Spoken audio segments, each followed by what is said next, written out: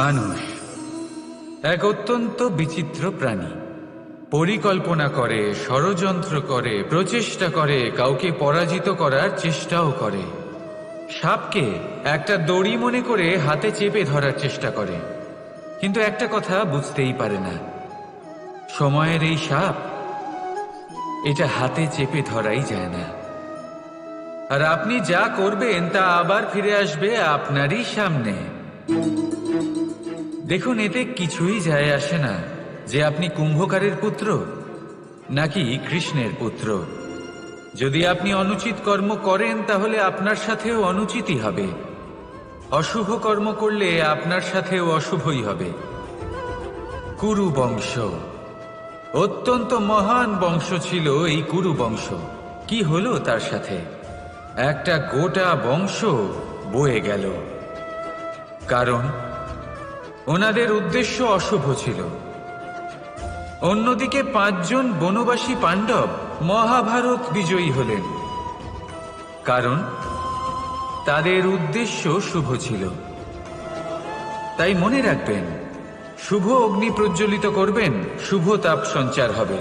অশুভ অগ্নি প্রজ্বলিত করবেন, নরকেই জ্বলতে হবে। তাহলে আসুন আর আমার সাথে ভালোবেসে বলুন, রাধা রাধা। আমরা যে মানুষকে চাই, যাকে আমরা ভালোবাসি, তাকে একটা উপহার অবশ্যই দিতে চাই। এমন এক উপহার যা ওনার ভালো লাগবে, যা শ্রেষ্ঠ হবে, অতি প্রিয় হবে, বহুমূল্য হবে, বা বলতে পারেন মূল্যবান হবে। তাই আমরা কি করি? আমরা বাজারে যাই, তার জন্য স্বর্ণ, আভূষণ, হিরে, মুক্ত এইসব নিয়ে আসি। কিন্তু এটাই কি সর্বশ্রেষ্ঠ উপহার? কখনোই নয়। সর্বশ্রেষ্ঠ উপহার হলো স্বাধীনতা। তাকে নিজের মনের মতো বাঁচার স্বাধীনতা। যদি আপনি কাউকে স্বাধীনতা না দিতে পারেন, তাহলে সে কোথাও না কোথাও বন্দী হয়ে যায়, তার বিকাশ কোথাও না কোথাও আটকে যায়। কিন্তু যদি আপনি কাউকে স্বাধীনতা দিতে পারেন, তাহলে আপনি দেখবেন ও সমস্ত সংসারকে, এই জীবনকে নিজের দৃষ্টিভঙ্গি দিয়ে দেখবে, বুঝবে যে কোনটা হলো রাধা। আপনার জীবনে আপনার প্রকৃত বন্ধু আসলে কে? আপনার সব থেকে শ্রেষ্ঠ মিত্র আসলে কে? তিনি যিনি সময় এলে পরে আপনাকে সাহায্য করেন, নাকি তিনি যিনি সময় এলে পরে আপনাকে অর্থ দেন? দেখুন, আমরা হলাম মানুষ, আমাদের জীবনে লেনদেন চলতেই থাকে। এটা আমাদের জীবনের অভিন্ন অংশ।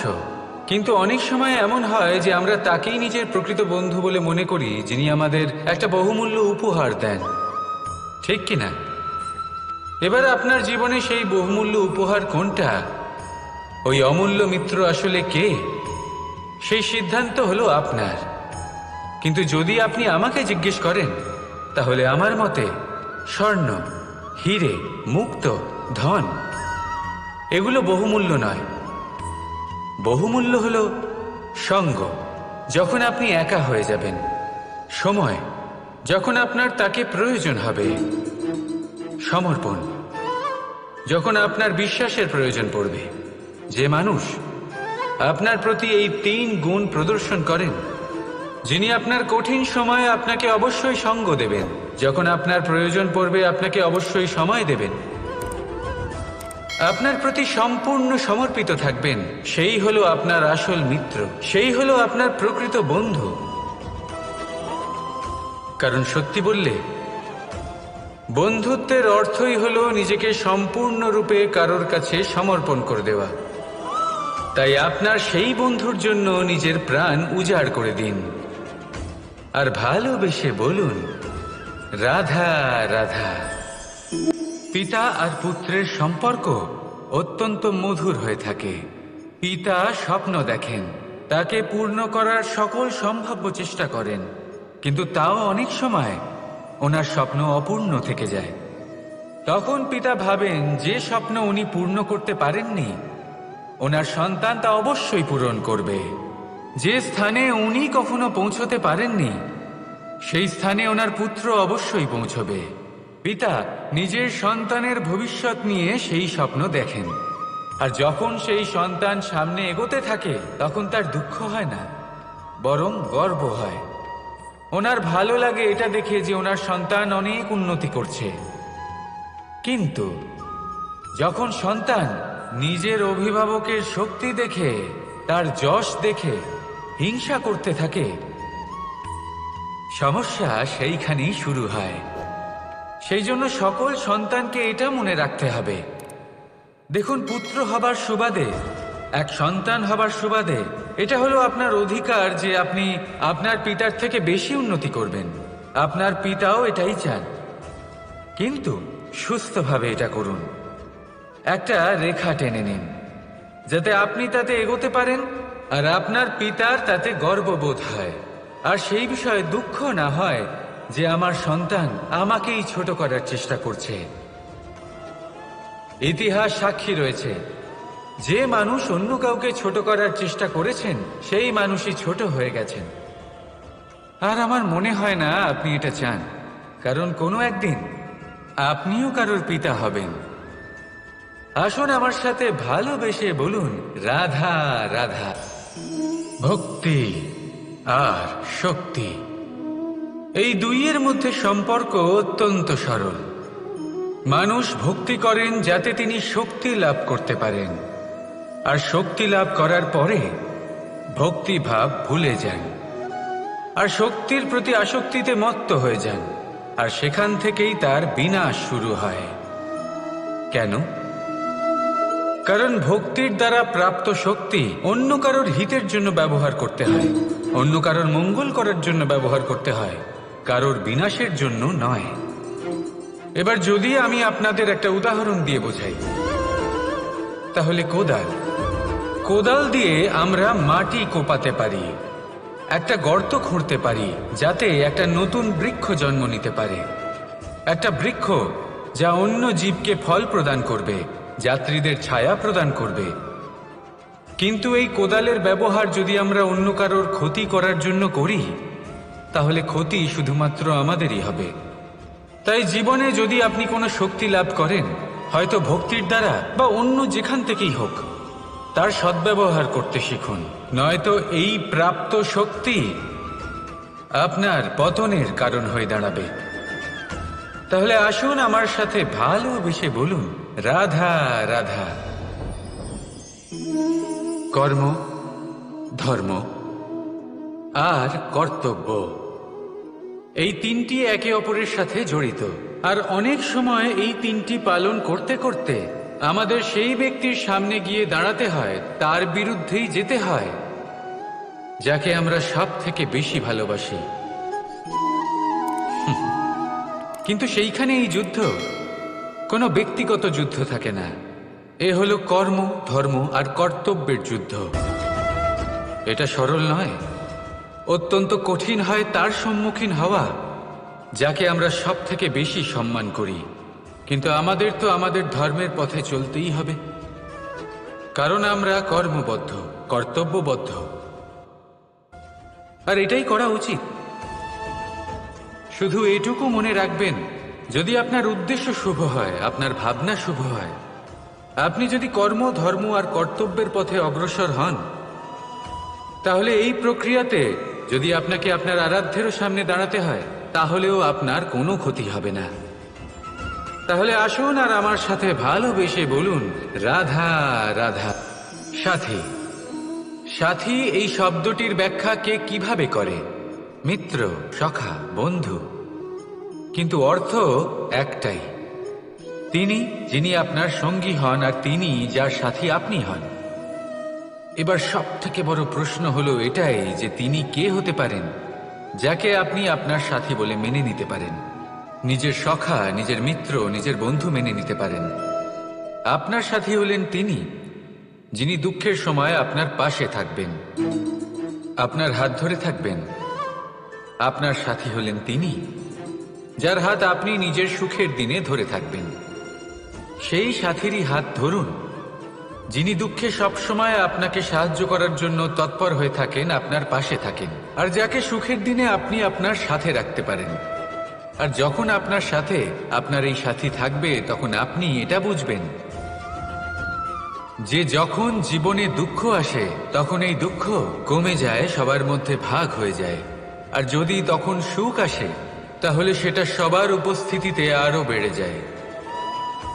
এটাই হলো প্রেম, এটাই হলো ভালোবাসা, এটাই হলো সঙ্গ। যেমন সম্পর্ক আমার আর রাধার মাঝে। তাহলে আসুন আর আমার সাথে ভালোবেসে বলুন, রাধা রাধা। মানুষ জীবনে তিনটে কাজ অবশ্যই করে থাকে। কিছু দান করে, কিছু গ্রহণ করে, আর কিছু ত্যাগ করে দেয়। এটাও ভাবতে থাকে যে এটা করলে কিভাবে করবে। দেবার জন্য পর্যাপ্ত ধন নেই, নেবার জন্য সংসারে অত স্নেহ নেই, আর ত্যাগ করার জন্য জীবনে এত সুখই নেই, তাহলে কিভাবে করবে? আসলে আমরা বস্তুগত চাহিদা অর্জনে এত ব্যস্ত হয়ে পড়ি যে আমরা বুঝতেই পারি না যে কি নেবার আছে, কি দেবার আছে, আর কি ত্যাগ করার আছে। তাহলে আজ আমি আপনাকে বলেই দিই, মনে রাখবেন এই তিনটে গুরুত্বপূর্ণ গুণ, তিনটে গুরুত্বপূর্ণ কথা।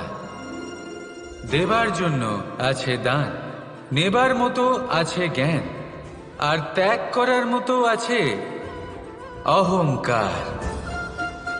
যখন আপনি দান করতে শিখে যাবেন, জ্ঞান অর্জন করার শক্তি আপনা থেকেই আপনার মধ্যে চলে আসবে। আর যখন এই জ্ঞান আপনার মধ্যে প্রবেশ করবে, অহংকার আপনা থেকেই আপনার থেকে দূরে চলে যাবে। যে ব্যক্তি এই তিনের মধ্যে ভারসাম্য বজায় রাখতে পারে, তার বর্তমান, ভূত, ভবিষ্যৎ, লোক, পরলোক সব কিছু শুধরে যায়। যেই দিন আপনি দান করতে শিখে যাবেন, জ্ঞান আহরণ করতে শিখে যাবেন, অভিমান ত্যাগ করতে শিখে যাবেন, আপনার সর্বশক্তিশালী, সর্বশক্তিমান পরমেশ্বরেরও প্রয়োজন পড়বে না। কারণ তখন ঈশ্বর আপনার মধ্যেই বাস করবেন। তাহলে আসুন আর আমার সাথে ভালোবেসে বলুন, রাধা রাধা। প্রেম এই সংসারে এসেছিল এই সংসারকে প্রেমের শিক্ষা দেওয়ার জন্য, এই জীবনের সুখের অনুভূতি আসলে কি তা শেখানোর জন্য। কিন্তু যদি সত্যি কথা বলি, তো আমি নিজেই প্রতিদিন প্রেমের নতুন নতুন স্বরূপ দেখতে পাই। প্রেমের একটা নতুন অনুভূতি প্রত্যেক নতুন দিনে।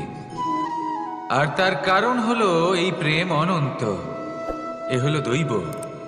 প্রেম হলো এই সংসারের সব থেকে বড় ঢাল এবং সব থেকে বড় অস্ত্র। এই প্রেম ছাড়া না কোনো ন্যায় হয়, আর না কোনো শাস্ত্র, না জীবন আছে, আর না অন্ত। এবার যদি এই প্রেম মনের মধ্যে বাস করতে শুরু করে, তাহলে কখনো কোনো সমস্যাই হবে না। আর যদি হয়েও থাকে, তাহলে তা স্থায়ী হবে না। এই প্রেম কি না করতে পারে? এই প্রেম সমস্ত সমস্যা মিটিয়ে ফেলতে পারে। আপনার মনের মধ্যে অহংকারকেও বিনাশ করে দিতে পারে। আপনাকে সাক্ষাৎ ঈশ্বরের সাথে দেখা করাতে পারে। তাই প্রেমের দ্বারা প্রয়াস করতে থাকুন। এই সংসারের প্রত্যেক মানুষকে, প্রত্যেক বস্তুকে, প্রত্যেক জীব জন্তুকে ভালোবাসবেন। আর এই প্রেমের দ্বারাই বলুন, রাধা রাধা। বরদান অত্যন্ত বিচিত্র এক বিষয়, কিন্তু দেখতে গেলে এই বরদান কি না করতে পারে। এক দরিদ্রকে রাজা বানিয়ে দিতে পারে, একজন দুর্বলকে এই সংসারের সব থেকে শক্তিশালী ব্যক্তি বানিয়ে দিতে পারে। কিন্তু আমরা ভুলে যাই এক অত্যন্ত গুরুত্বপূর্ণ কথা। বরদান এই শব্দের শেষে দান লুকিয়ে রয়েছে। এই দান কথাটা অত্যন্ত গুরুত্বপূর্ণ। আমাদের মনে রাখা উচিত এই বরদান আমরা দানে পেয়েছি, আর তাই তার সম্মান করা উচিত, কখনোই অহংকার করা নয়। আর যে ব্যক্তি বরদান পেয়ে অহংকার করেন, তার যা ক্ষতি হয় তা হলো এই বরদান তার থেকে কেড়ে নেওয়া হয়। বর অর্থাৎ শ্রেষ্ঠ, অর্থাৎ বরদানের অর্থ হলো একটা শ্রেষ্ঠ দান। এবং তার ব্যবহার যদি আপনি কারোর ক্ষতি করার জন্য করেন, তাহলে ক্ষতি শুধুই আপনার হবে। তাহলে এই বরদানের সম্মান করুন, উচিত পথে চলুন, আর উচিত উদ্দেশ্য নিয়ে এর ব্যবহার করুন। সব কিছু ভালোই হবে। তাহলে আসুন আর আমার সাথে ভালোবেসে বলুন, রাধা রাধা। আজ আমি আপনাকে এমন এক গল্প শোনাবো যা আমার নন্দ বাবা আমাকে শুনিয়েছিলেন যখন আমি ছোট ছিলাম। কাহিনী একজন সাধু আর একজন বিছের। একবার এক সাধু নদীর পাড়ে স্নান করছিলেন। উনি দেখলেন যে জলের প্রবাহে একটা বিছে ভেসে যাচ্ছে। তার প্রাণ বাঁচানোর জন্য উনি তাকে তুলে নদীর পাড়ে রাখার চেষ্টা করলেন, কিন্তু যেই সেই বিছেকে উনি হাতে তুললেন, সেই বিছে ওনাকে কামড়ে দিল। সাধু আবার চেষ্টা করলেন, সেই বিছেকে হাতে নেওয়াতে সে আবার তাকে কামড়ে দিল। আরও একবার চেষ্টা করাতে ওনার শিষ্য ওনাকে জিজ্ঞেস করল, এ আপনি কি করছেন গুরুদেব? এসব কি হচ্ছে? আপনি তারই প্রাণ বাঁচানোর চেষ্টা করছেন যে আপনাকে কামড়ে দিচ্ছে। গুরুদেব উত্তর দিলেন যে ও বিছে হয়েই নিজের কর্ম করছে, নিজের প্রবৃত্তি, নিজের ব্যবহার বদলাচ্ছে না। তাহলে আমি সাধু হয়ে তা কেন বদলাবো? এর তাৎপর্য হলো সরল, যে সংসারে কিছু মানুষ আছেন যারা হয়তো খারাপ, দুষ্ট প্রকৃতির, আর হয়তো তারা কখনোই বদলাবেন না, কখনোই কোনো পরিবর্তন আসবে না। কিন্তু তার মানে এই নয় যে আমরা আমাদের কর্ম করা ছেড়ে দিই, আমরা আমাদের প্রচেষ্টা ছেড়ে দেব। আগে না, আমাদের তো করতেই হবে, কারণ ইতিহাস সাক্ষী আছে যে এই চেষ্টা এই সংসারের ধারাকেও বদলে দিতে পারে। তাহলে আপনিও আসুন আর আমার সাথে ভালোবেসে বলুন, রাধা রাধা। এই সংসারে কোনো বস্তু হোক বা ব্যক্তি হোক, তার একার গুরুত্ব কিন্তু খুব বেশি নয়। একটা উদাহরণ হিসেবে বৃষ্টির ফোঁটাকে ভেবে দেখুন। যদি একটি বৃষ্টির ফোঁটা হয় তাহলে তার খুব বেশি গুরুত্ব থাকে না, কিন্তু যখন সহস্র বৃষ্টির ফোঁটা মেঘের মধ্যে দিয়ে ঝরে পড়ে, তখন সেটা বর্ষার রূপ ধারণ করে। সেই বর্ষা যা এই প্রকৃতিকে শান্ত করে। সেইভাবেই পাথরের ছোট টুকরো, তার খুব বেশি গুরুত্ব থাকে না, কিন্তু যখন অসংখ্য পাথরের টুকরো একত্রিত হয় তখন তা পর্বতের আকার ধারণ করে। সেইভাবেই কিছু মানুষ যখন একত্রিত হন তখন তৈরি হয় পরিবার, কিছু পরিবার যখন একত্রিত হয় তখন তৈরি হয় সমাজ, যখন অনেক সংখ্যক সমাজ একত্রিত হয় তখন তৈরি হয় রাজ্য। এবার এই রাজ্যের সবথেকে গুরুত্বপূর্ণ ব্যক্তি হতে পারেন রাজা, কিন্তু তাও সেই রাজা একা কিছু করতে পারেন না। যুদ্ধ লড়ার সময় তারও নিজের সৈন্যদলকে প্রয়োজন পড়ে। কিন্তু এই সংসারে এমন একজন ব্যক্তি আছেন যিনি একাই সব কাজ করতে থাকেন, এবং সেই ব্যক্তি হলেন মা। আমাদের জীবনে একজন পিতার ভূমিকা কিন্তু নিঃসন্দেহে অমূল্য, কিন্তু আমাদের সকলের জীবনে যে ভূমিকা একজন মায়ের তা অন্য কারোর থাকে না। একজন মা একাই সন্তানকে বড় করতে পারেন, সংস্কারী করে তুলতে পারেন, তার জন্য পরিশ্রম করেন।